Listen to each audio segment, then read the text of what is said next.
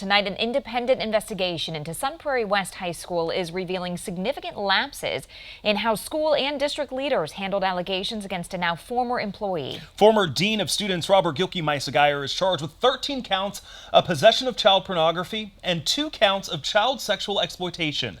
The offenses occurred while Gilkey-Meissegeyer was employed at Sun Prairie West. Caroline Dade has been digging through the independent investigators report. New at 10, she's got you covered on which leaders the investigators say erred and his recommendations for the district going forward.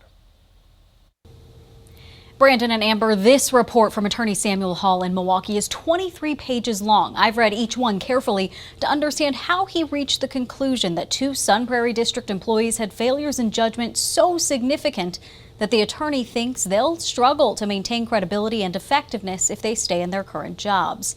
Those 2 leaders are Bridget Koterek, the district's director of student policy and student operations, and Jennifer Ploger, the principal of Sun Prairie West High School. Let's start with Ploger, the independent investigator. Attorney Samuel Hall says during the 2023-2024 school year, Ploger knew that rumors of an inappropriate relationship between Robert Gilkey-Meissegeyer and a female student were distressing that student so much she wanted to possibly graduate early. Hall says that could have constituted possible hostile environment harassment under Title IX, and Ploger should have elevated those concerns to Koterek and the Title IX office for an investigation, but she did not. Hall says Ploger also initially lied to him as he was looking into why a student was suspended in November 2024 for saying loudly in a common area of the school that Gilkey-Meissegeyer is a pedophile.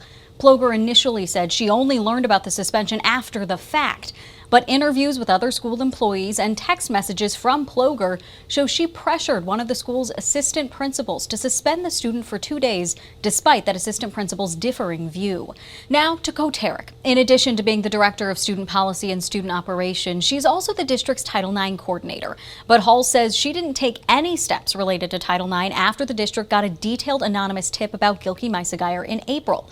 She didn't take any Title IX steps in May after 2 female students reported inappropriate behavior from Gilkey-Meissegeyer, and she didn't take any action related to Title IX after Sun Prairie police arrested Gilkey-Meissegeyer. In fact, Hall says that as of when he finished his report in late December, nothing about the allegations against Gilkey-Meissegeyer is included in the district's list of Title IX complaints. He says that's wrong. He thinks there's a possibility there could have been quid pro quo harassment and a hostile school environment, and the district should have investigated students' claims more. The investigation the district did do after getting that detailed complaint in April was led by the HR director, Chris Sadler. Hall says Sadler focused just on possible violations of district policy. Again, he says that was a mistake. Hall says the investigation should have been broader and led by Koterek, not Sadler. Hall says West High School's assistant principal, Nehemiah Barrett, also had lapses of judgment. When a student was talking to Barrett and referenced text messages between Gilkey-Meissegeyer and another student, Barrett didn't ask any follow-ups. In his report, Hall says he thinks Sadler and Barrett would both have done some things differently if Ploger and Koterek had been more effective in doing their jobs. He says in addition to reviewing all 4 of those employees and if they should stay in leadership roles, the Sun Prairie Area School District also needs to thoroughly review and likely significantly reorganize the Title IX office. Now, one name you haven't heard me say yet is Brad Sarin, the superintendent.